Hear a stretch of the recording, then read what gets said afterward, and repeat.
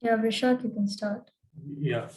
Hello everyone. Good evening. My name is Vishak, and today we are going to be presenting our paper examining neutralinos as a dark matter candidate. Next slide.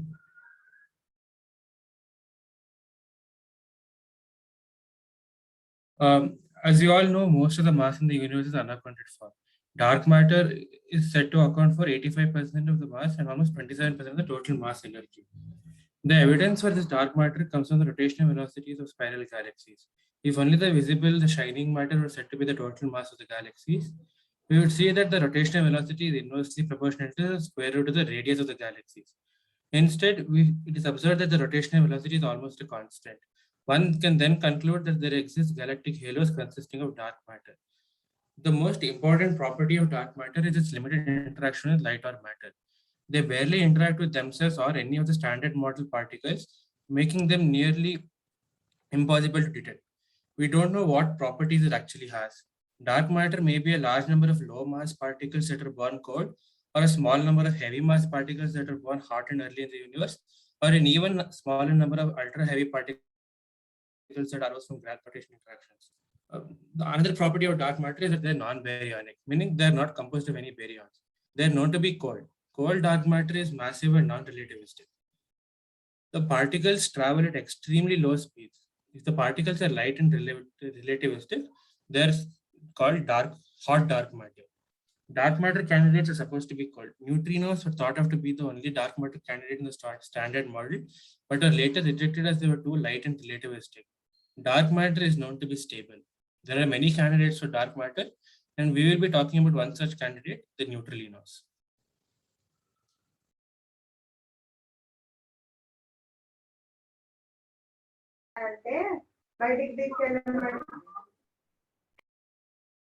Thank you, Vishak. Hello, everyone. I am Bhuvaneshwari, here to present about SUSY. SUSY is supersymmetry. Next slide, please.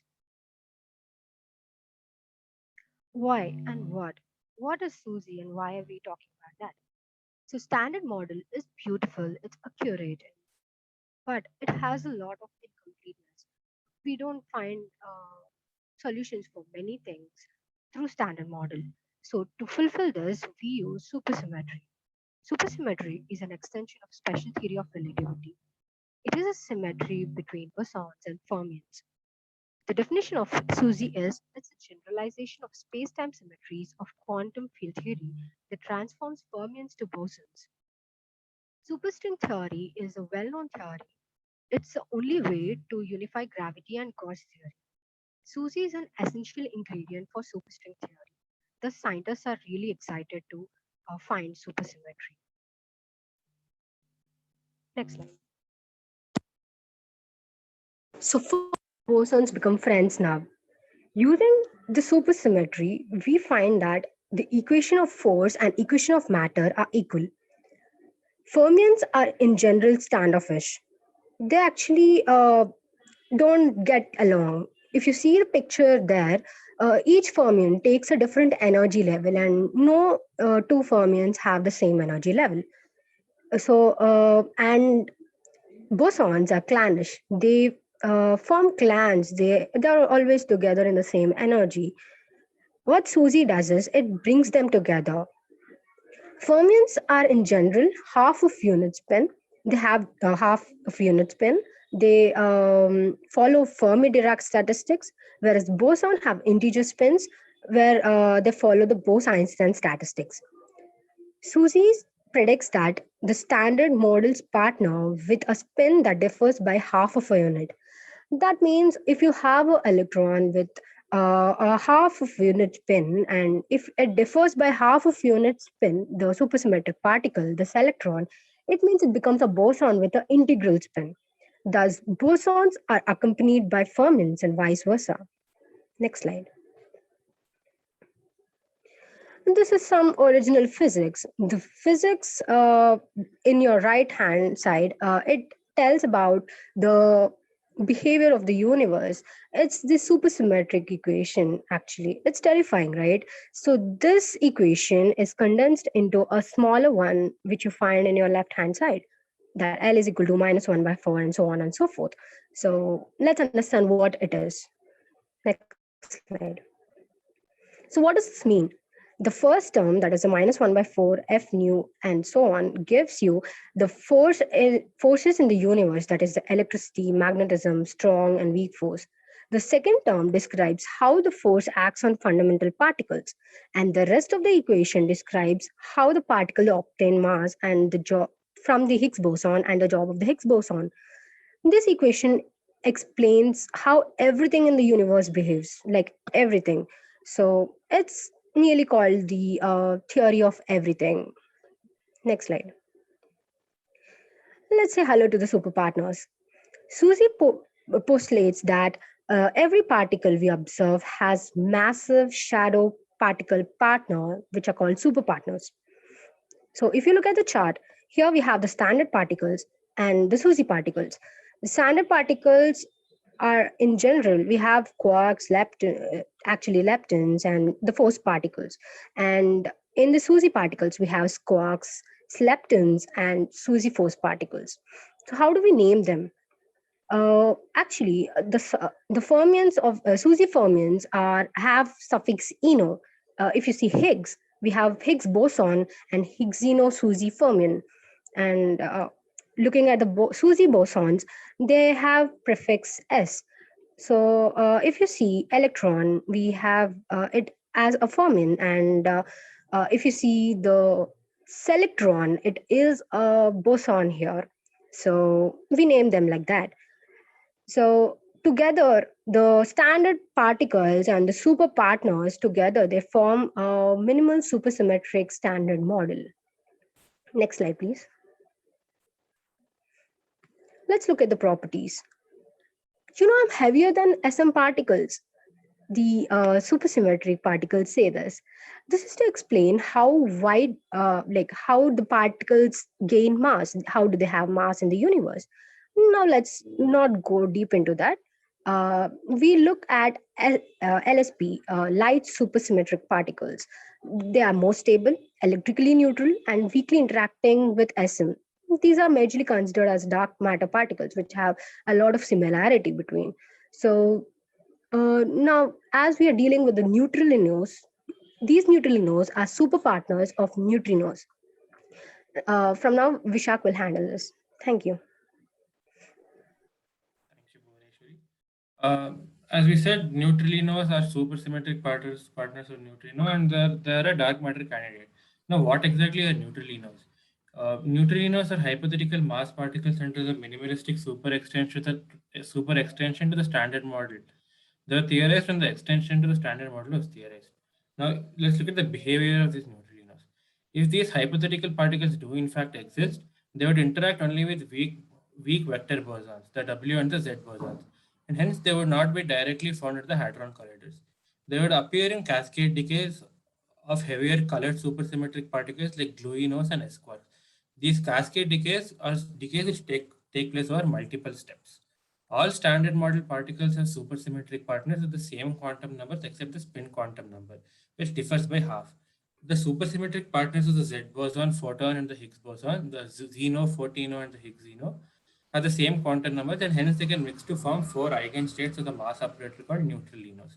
Now, there are four types of neutralinos. N bar subscript 0 superscript 0 subscript 0 superscript 1, N bar subscript 0 superscript 2, and similarly N bar 03 and N bar 04. Now the N bar 01 is the lightest and it's called the lightest supersymmetric particle. Krishna will continue the rest of the neutralinos. Thank you. So, the neutrino in the minimalistic supersymmetric standard model are the physical superpositions of the bino, vino, and Higgsinos. In this matrix, we can see the green content and the red content. So the green content is basically the Gaussian content, and the red content is basically the Higgsino content. The nature of dark matter continues to be a mystery, even though there is an abundance of evidence of its existence. A well-motivated candidate for dark matter is neutralino lightest supersymmetric particle (LSP) in SUSY models. As a heavy stable particle, the lightest neutralino is an excellent candidate to form the universe's cold dark matter. In many models, the lightest neutralino can be produced thermally in hot uh, early universe and leave approximately the right relic abundance to account for the observed dark matter. A lighter neutrino of roughly 10 to 10,000 GeV is leading weakly interacting massive particle, that is WIMP, dark matter candidate. If supersymmetric particle exist, they are very likely to be produced in the collisions in the LHC. Our members will explain the tools such as R parity and relic density to show how neutrino is a good dark matter candidate. Aryan will continue with R parity. So we will see how R parity is a reason for LSP, that is supersymmetric particle, which is of course neutralino, is can be the candidate of dark matter. Next slide. So in MSSM, the baryon and the lepton number could not need to be preserved. But however, the experimental observation indicates that these numbers are preserved with a high accuracy.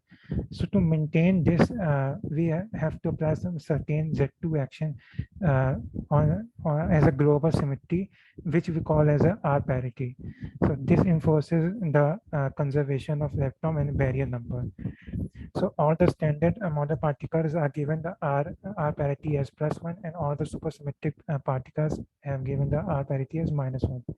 So R parity can be defined as a Z2 symmetry, which is acting on a minimal supersymmetric standard model or MSSM field. So what is Z2 symmetry? We will see next one. So in particle physics, we can imagine that each particle is defined by its set of quantum numbers like charge, hypercharge, or color change, electron or baryon numbers. So these quantum numbers represent how the object transform under respective symmetries. So here it is a theorem called Noether's theorems, which says that for every symmetry in nature, there is corresponding conservation law. In this case, we can think about it as of these symmetries imply the conservation of respective quantum numbers for every particle interaction.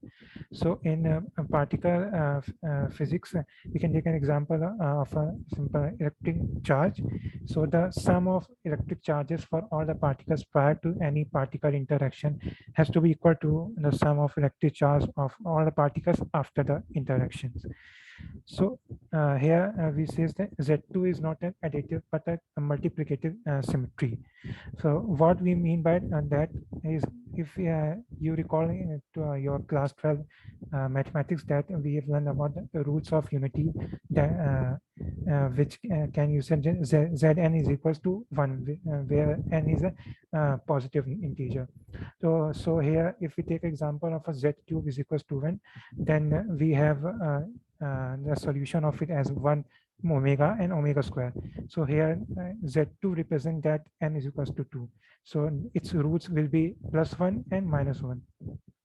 So the set forms a group under ordinary multiplication, that is +1 and -1, which is labeled, which is used as a label quantum states. So what, how can we label the quantum states? So if we consider that Rp, which we say Rp square is equals to 1, so that demands your quantum states are eigen states of Rp. So eigen values will have either +1 or -1, and this is a multiplicative quantum number. So if a Z2 symmetry in according to Z2 symmetry, we take that a neutral or even state is denoted as +1, and odd state is denoted -1 in a quantum mechanics. So let's say we have two particles with Z two states like A and B. Can you change this slide? Go back. Go back. states A and B, and that can be either +1 or -1.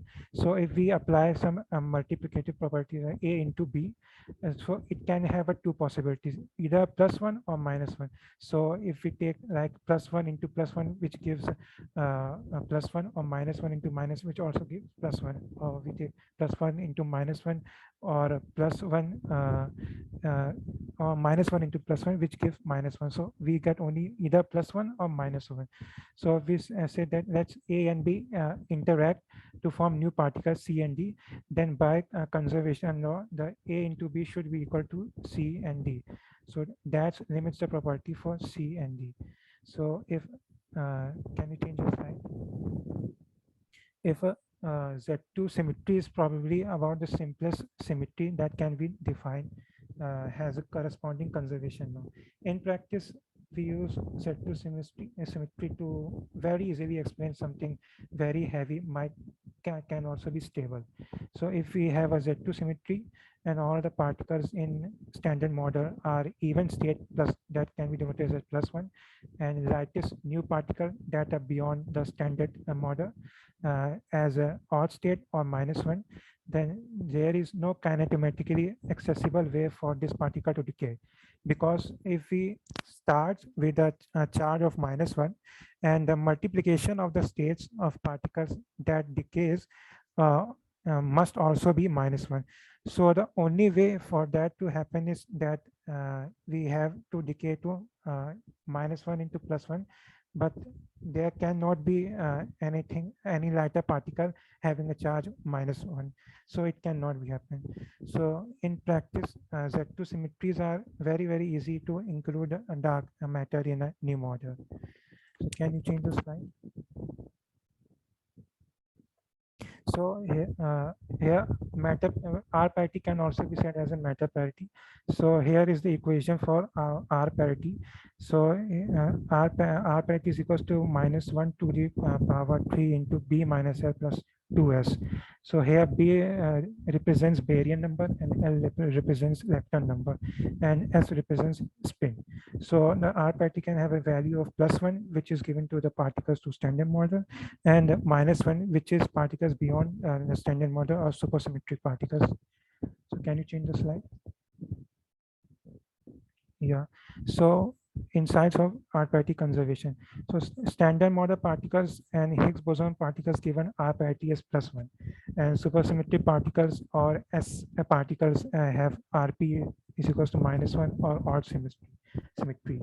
So if the R parity is conserved, then there will be no mixing between odd or even parity particles. So further, if we interact, if there will be an interaction vertex contains even number of S particles, this led to 3 important consequences. That LSP, lattice supersymmetry particle, has to be absolutely stable. Each particle except LSP must decay into a particle which has an odd number of LSPs, and S particle can be produced only in pairs in the collider experiments. Can you change the slide? So what is the purpose of R parity? So conservation of R parity prevents the proton decay via exchange of a super partner into a positron or a neutral pion. So conservation of R parity prevents the decay of the lattice supersymmetry particle into some other standard model particles, and thus the lattice super partner, which is we consider as a neutrino, can be an appealing candidate for dark matter. So R parity is natural, and the possibility of having the LSP, which emerges as a natural candidate for dark matter. In most supersymmetric scenario, R parity is considered as a lattice neutrino. LSP is considered as a lattice neutrino. So after that, Arunina will tell about how the relic densities of the neutrinos are important for considering it as a dark matter. Thank you, Aryan. So as Aryan was explaining how we can use R parity to say that neutralinos could be good dark matter candidates, I will be explaining how relic density could be a good tool to see how neutralinos could be dark matter candidates. So before going into it, we need to understand what relic density is. So basically, let's just take the case of an early universe. The early universe, it is very, very hot. So we're going to focus on two main processes that take place in the early universe. It's the annihilation process and the scattering process. And both of these processes are concerned with dark matter. So in the annihilation process, we see that the dark matter, two dark matter particles annihilate with each other to give two standard model particles. And chi represents the dark matter particles and X represents the standard model particles. So this annihilation process is considered to be inelastic. And this is because, as we can see, the initial and final number densities of dark matter particles are different. So as we can see, we start off with two dark matter particles here, and we're left with none in the end. And this process is said to be in chemical equilibrium. So the next process is scattering. Over here, we see that a dark matter particle chi is scattering off the standard model particle X, and the results come out to be the same. So this process is hence known as an elastic process, because the initial and final number densities of dark matter particles are identical. We start off with one dark matter particle and again end up with one dark matter particle. And it's said that this process is in kinetic or in thermal equilibrium. So both of these processes are happening in the early universe.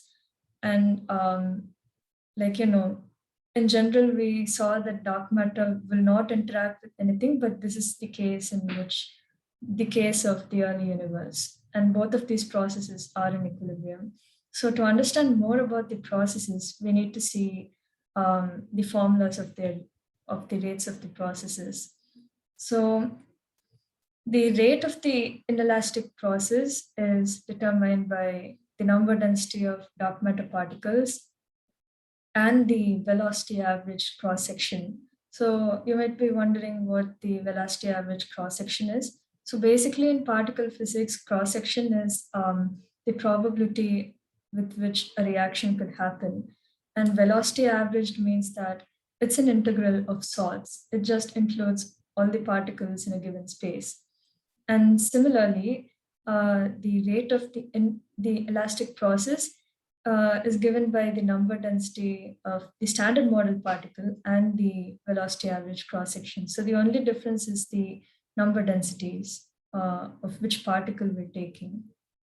So both of these number densities, they might look the same, but they might look similar, but they do have some differences, and they differ in how their temperatures are scaled.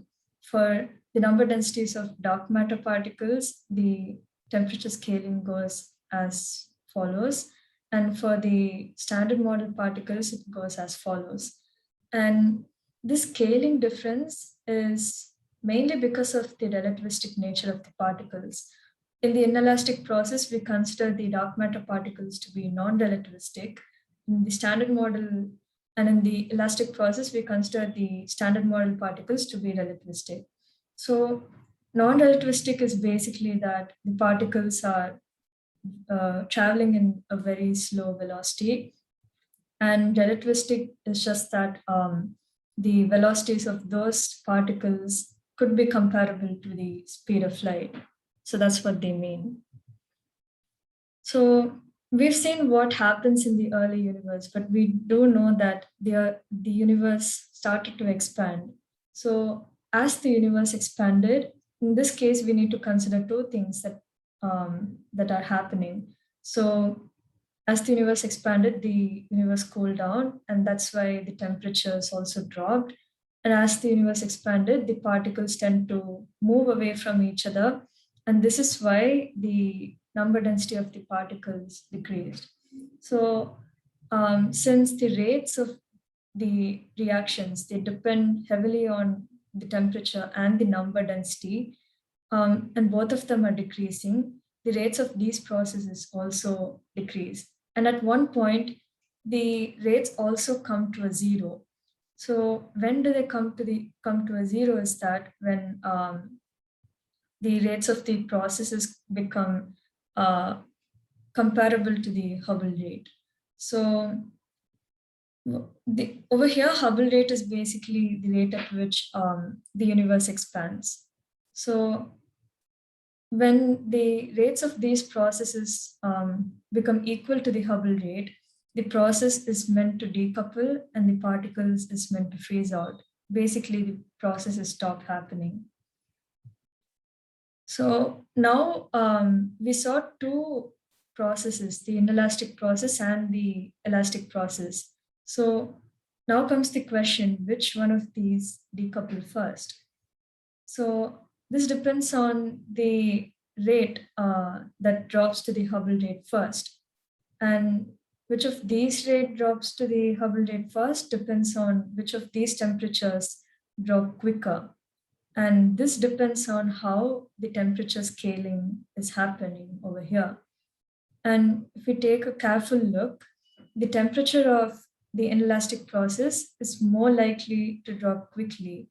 And the inelastic process is the first to decouple, followed by the elastic process. So after the decoupling of these processes, the particles are meant to be free streaming, which means they don't get involved in a lot of reactions. So these particles are like the leftover particles from all the reactions that happened in the early universe. So this number density of the leftover particles is called as the relic density or the relic abundance of the particles.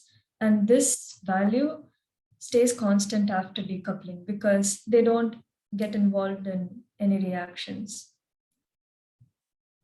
Well, this is like a very general case for deriving relic abundance, but like this is a very basic framework for calculating relic densities. But there could be other processes involved. There could be alternate pathways to determining relic densities. We could consider different processes to determine relic density, and collectively we call them the exceptions. So while including these exceptions, they just give us more accurate results. So I'll hand over the session to Hatala to explain some of the exceptions.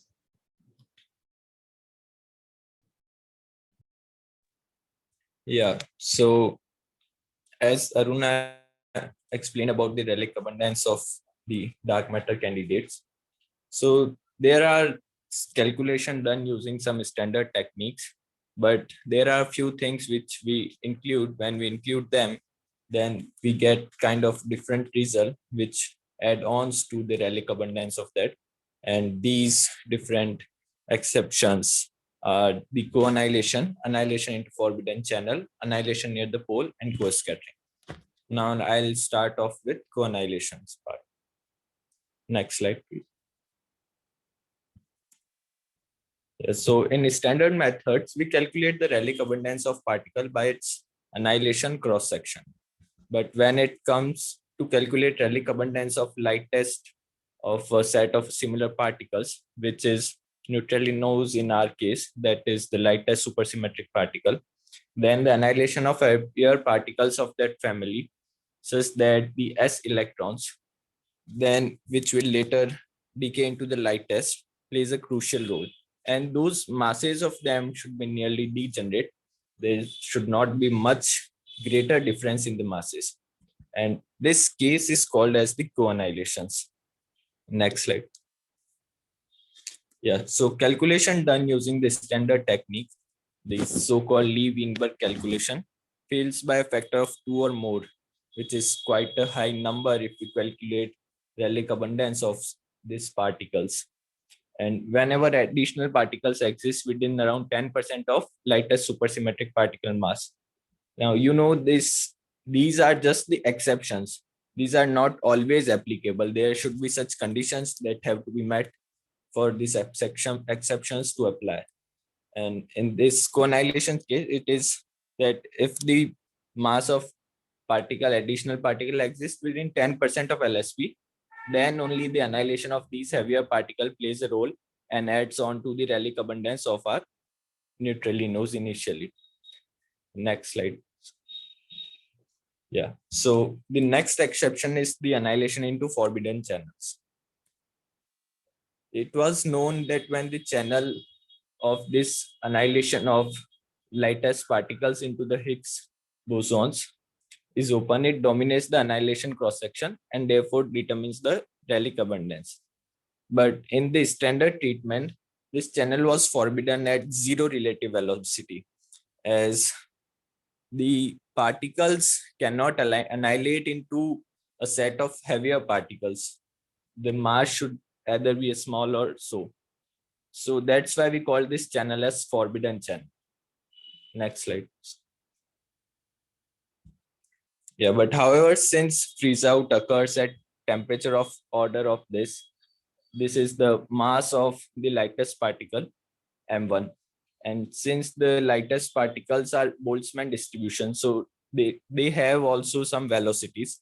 That's not zero velocity. There is some velocities of their particle. The annihilation into heavier particle does take place at some rate. So this kind of annihilation can dominate if masses of annihilation products are not too much greater. If the mass will be higher, then their velocities would be a much lesser.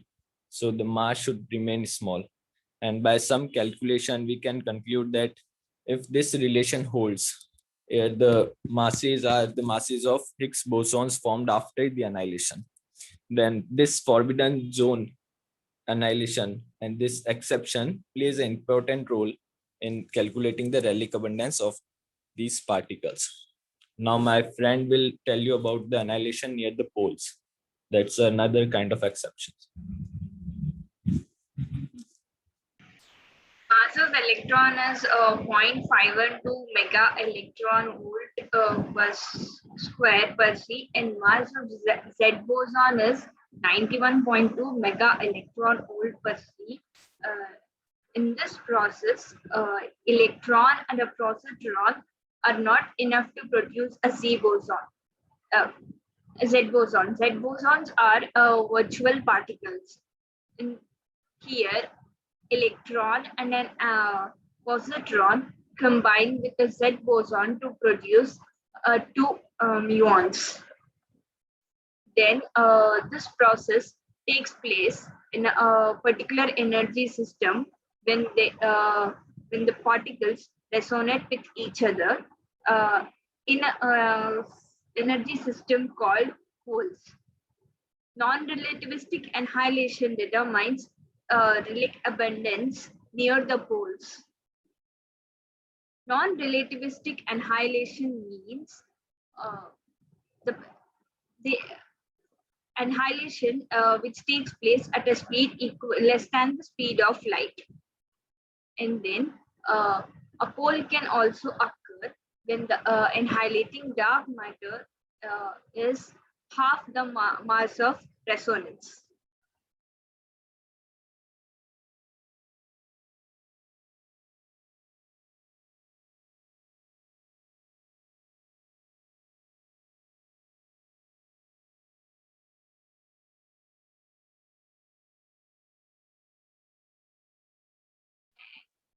I'm done, you can take over. Yes, thank you, Simran. So I'll be explaining about the last exception, which is co-scattering. So before understanding what co-scattering is, we need to acknowledge that there are three states of particles over here. And again, this is in the framework of an early universe. So the chi represents the dark matter particles. The psi represents additional states of particles that have similar masses to dark matter particles. And the phi represents the unstable state of the thermal bath. So basically we call this a thermal bath because in the early universe, it was just a mixture of all the particles together and it was really, really hot. And that is why it was also unstable. And that state is described by the phi symbol. So let's understand the processes a bit more in detail. So the first process we're going to talk about is the inelastic scattering.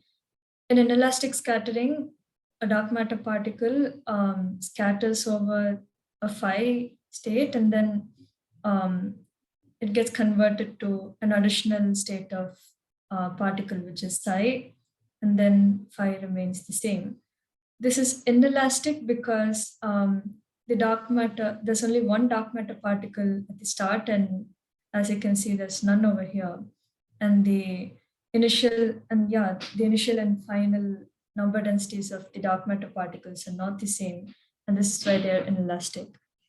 So followed by this process, we have annihilation of the psi particles.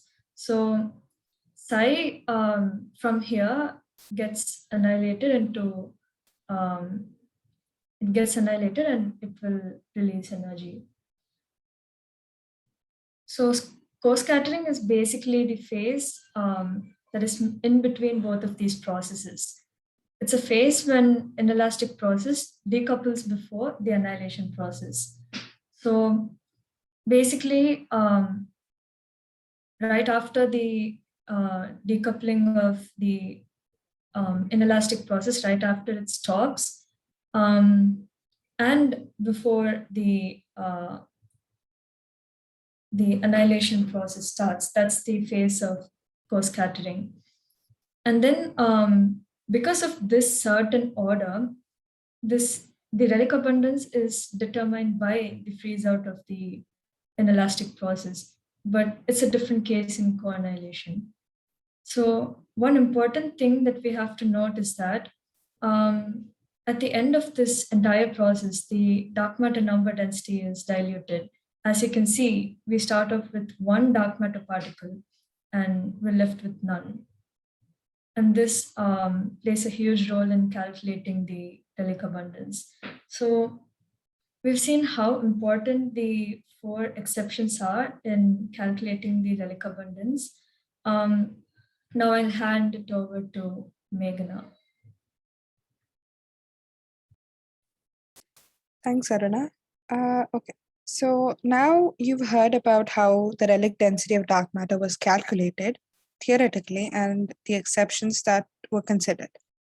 So when it comes to observations, thanks to the instrumental advancements, the favored interval for relic density of dark matter has become more constrained over the years. In 2013, this interval was derived to be between 0.068 to 0.155 using the WMAP data. The relic density of neutralinos was later derived to be 0.145 in this paper, the quintessence and relic density of neutralinos, for a kination parameter of 0. And kination is the situation where the kinetic energy dominates the potential energy. And the paper concludes by stating that a further detailed analysis is required and we need to derive constraints on eta 5 to know which values it can actually take. Next slide. Hello.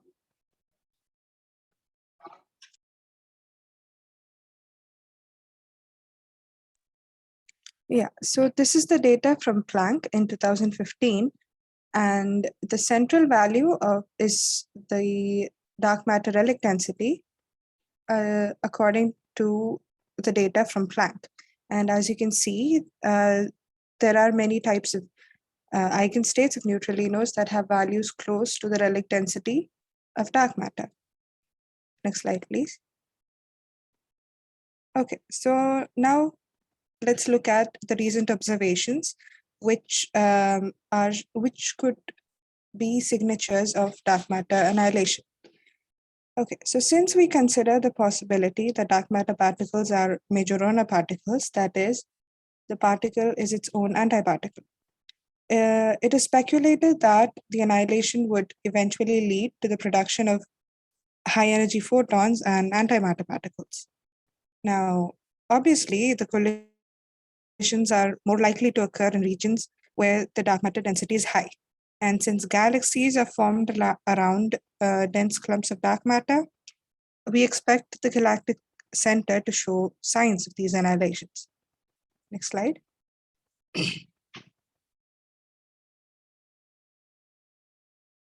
Yeah, so this is the gamma ray radiation detected over the entire sky by Fermi.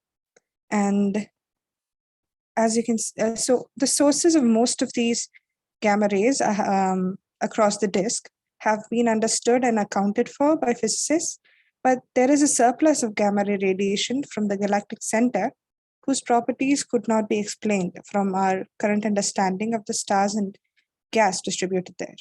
Next slide. So two popular theories that were put forward was that the emission could be due to an unobserved population of millisecond pulsars or due to dark matter, annihilation of dark matter.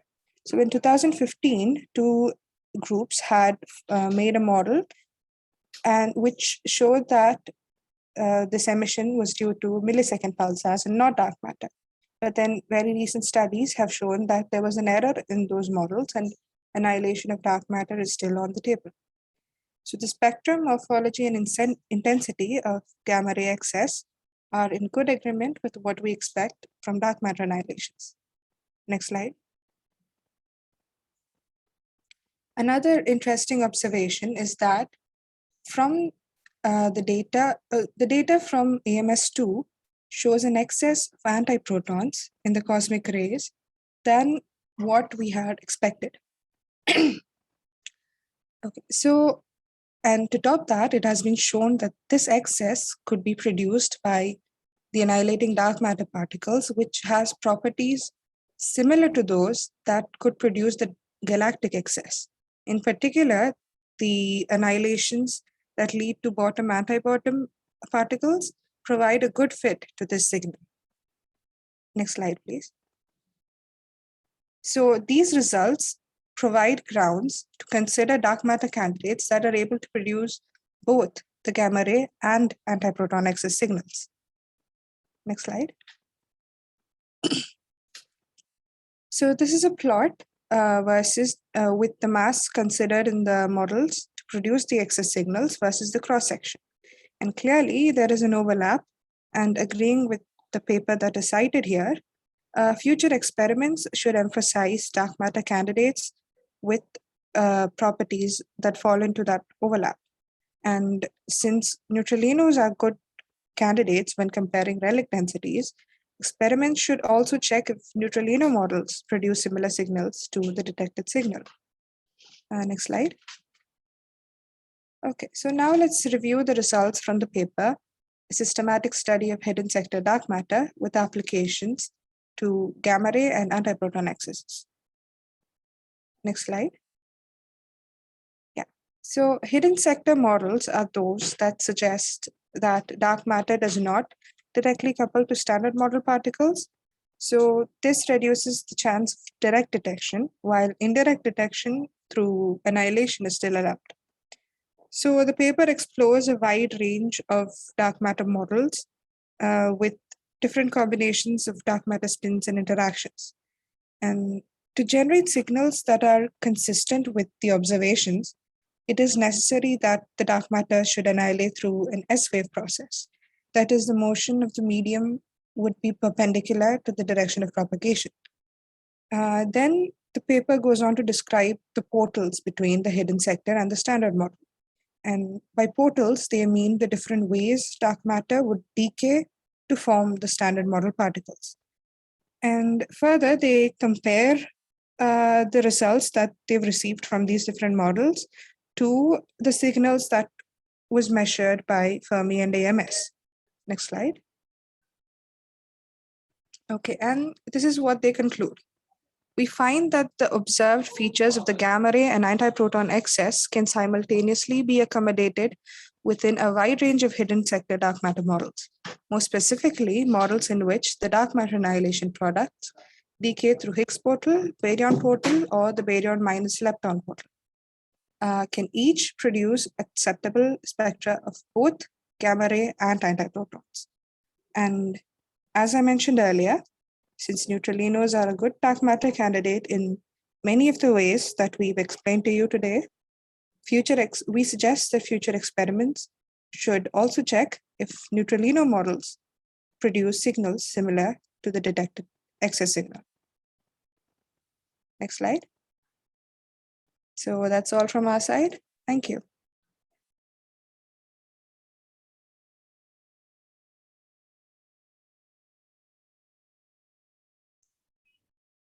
Hello.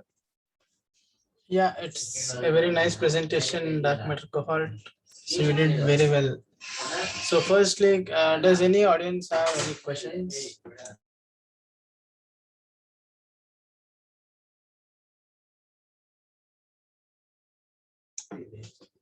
Does anyone have any questions, guys?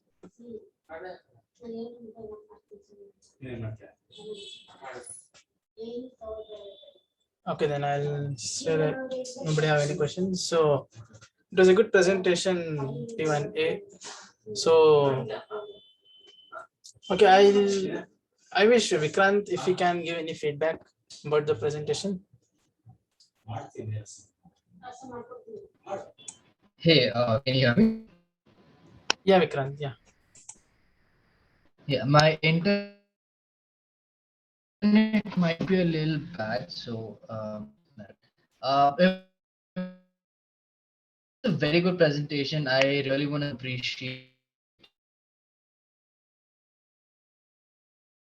the fact that you guys stuck to your time limit.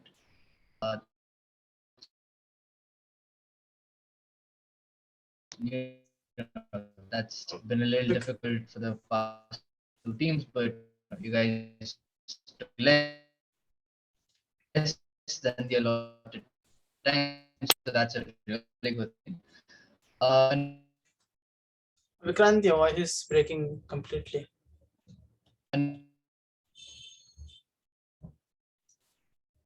Okay, I think Vikrant, you can chat, put it in the chat. Okay, then. So from T1A cohort, does anyone have to say anything like how was the experience? What you have felt during the project? It would be nice.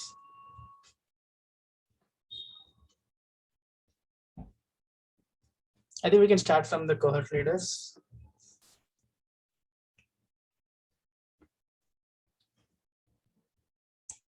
Am I audible? Yeah, Rana, yeah. Yeah. So I mean, like, it was a very unique topic, and no, I feel happy that I worked on this, and no, I learned a lot through the journey. I mean, of course, the math was a bit overwhelming, like when I was looking at the literatures and all. But it's just an opportunity to learn more about it. And yeah, like I found that there's so much for me to learn and improve. And I also enjoyed a lot working with my teammates. A huge, heads up to them, because without the team it wouldn't have been possible. So yeah, it was a huge, I mean, it was a great experience. That's it, guys. Yeah, and moreover, I want to inform everyone that dark matter cohort worked all this only in 3 weeks, I think, because they started about this problem statement from the 4th week, but all other cohort had the problem statement in mind before itself, but it was very new to them. Suddenly I dragged them to this field, but I think they did very well within 3 to 4 weeks. So then anyone else from dark matter cohort?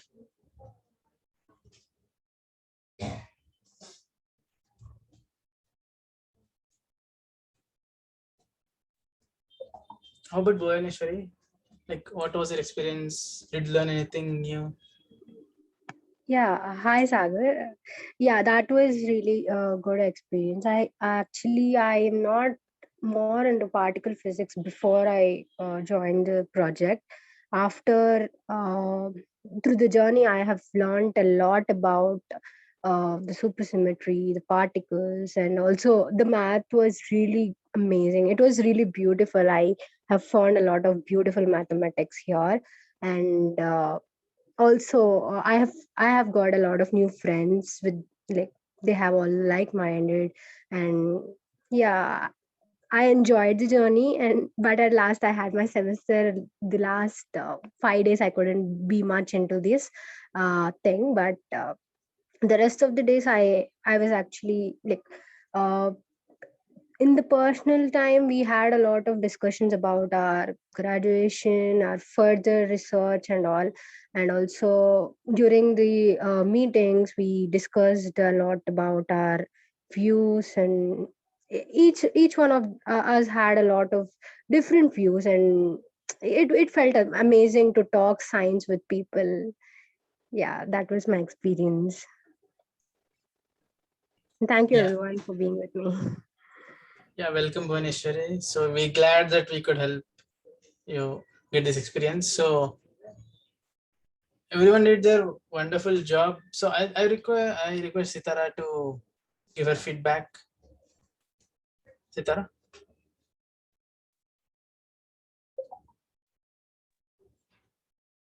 Yeah, hello everyone. Great job today. I was not able to hear all the feedback, so if other people are here and if anybody else has comments on the total experience over the last 1.5 months, please do share that.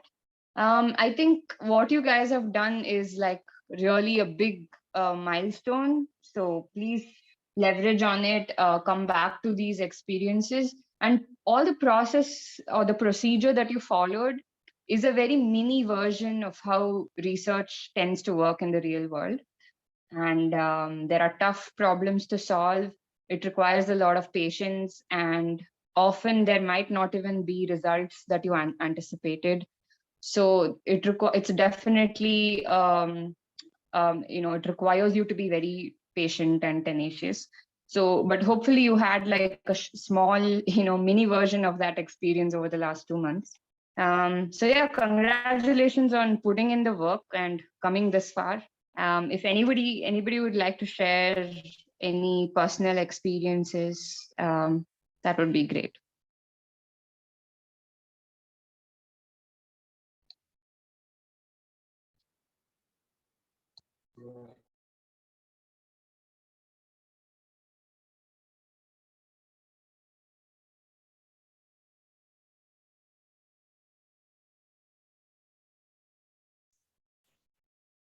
Okay, who didn't Okay, I guess talk? I think most of them must have given the feedback. I was just able to listen to Bhuvana. So anyway, if you guys have anything else to share, you can always DM me. And I'll end by, I don't want to take up too much time. I think Vikrant is here, so I would love to hear from him. But I would just like to say, first of all, if you're at a place where you're making decisions about your career, please use this community to help you and reach out to the admins if you have any questions, if you need some favors or help. We are trying our best within our limited time. We're trying our best to support whoever, and we understand it's especially hard right now during the pandemic. And secondly, I think Sagar must have mentioned September, we are planning to launch a lot more formal projects under different postdocs. So that might be interesting for some of you, especially if you're interested in either cosmology or computational astrophysics. So just keep an eye out for the registrations to start for September. And apart from that, as always, there are going to be a lot of free open projects, activities, clubs that are always happening. So please make use of those. I think computational physics, quantum mechanics, all of these different things will start soon. So if you are someone who, if you have an specific interest and if you know what you want to do in your research career, then take the initiative and start something new. It's a very, very open environment. You can do anything you want. So just reach out to one of us. And like, for example, Sagar here was just another student in last year's program. But, you know, all these people in our academic team now are people who took initiative and started something. So yeah, I think all of you can take initiative in places where you feel you have strengths or interests, and you can seriously impact a lot of students by doing that. Maybe you want to start a study group, or there's one more recommendation I have, which is, let's say you are doing an online course on Coursera or EDX, right? It's often difficult to finish a lot of those courses on your own. So, you know, I would really suggest you guys start course support groups. You can do the course with a group, and as you know, the collaboration really helps. We've done a couple of courses like data driven astronomy, I think analyzing the universe from EDX. All of these courses we've done together before in groups under Nakshatra.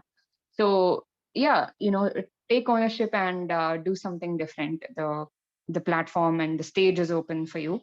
So congrats and all the very best for your career, whatever you're trying to do. Hopefully you have your heart in it, so you'll definitely succeed. And yeah, Vikrant, any input? Yes, can you hear me now? I don't know if it's a little better. Yeah, we can hear you clearly. Okay, so yeah, sorry about the previous thing. What I was saying is the presentation was really good. This is like, you know, going all the way back to the feedback sessions. The presentation was really good. And the idea that I loved the most was that you picked a paper to review and analyze, and you put that in your presentation. So that was a really good thing to do. And I am looking forward to reading your report whenever if you've submitted it, then yeah, I'll have a look at it pretty soon. And yeah, I'm super happy of the job that you guys have done. Sagar just told about, you know, how you picked your topic 3-4 weeks ago, and, you know, considering such short amount of time, you guys have done a really great job. And yeah, we hope, all of us here at Nakshatra hope that you do carry forward everything that you've learned here and built up pretty good foundations to pursue a career in research if you choose to do so. And for those who are actually interested, this is perhaps a good time to start studying quantum field theory, because that's the basis, that's the foundations for everything that you've done so far. You would have realized that you have skipped a lot of steps in between in terms of understanding, in terms of mathematics. So it is a pretty good time for you guys to start reading the actual quantum field theory stuff, so that you know, there's a fun in arriving at the results that you already know, the standard model Lagrangian and everything, and all of that. So yeah, that's about it. All the best for your future, and do reach out to us at any time, and we will be here to help you out with anything that we can and anything that you need. All the best, and really proud of you guys. Great job. Thanks a lot, Vikrant. So finally, like, does anyone have to share your views from the cohort? Please, you can do so now.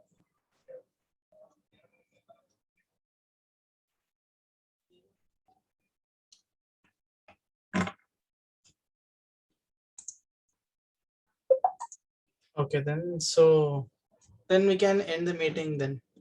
So thank you all for joining. It's exactly like 1 hour starting the presentation. It was nice to have correct time limit. Bye guys. Thank you for joining. Thank you all. Bye.